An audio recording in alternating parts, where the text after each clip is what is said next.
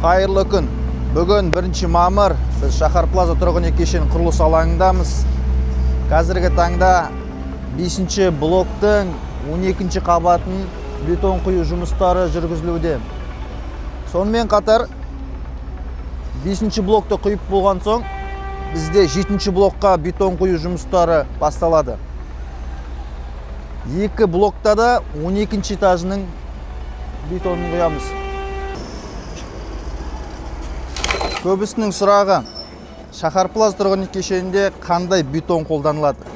Бізде қазіргі таңда 350-лік марка B25 деген бетон қолданамыз.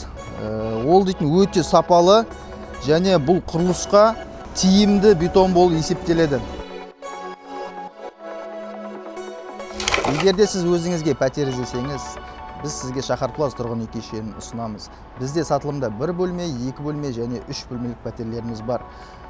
Нақты толығырақ ақпарат білу үшін сіз біздің сату бөлімімізге хабарлассаңыз болады.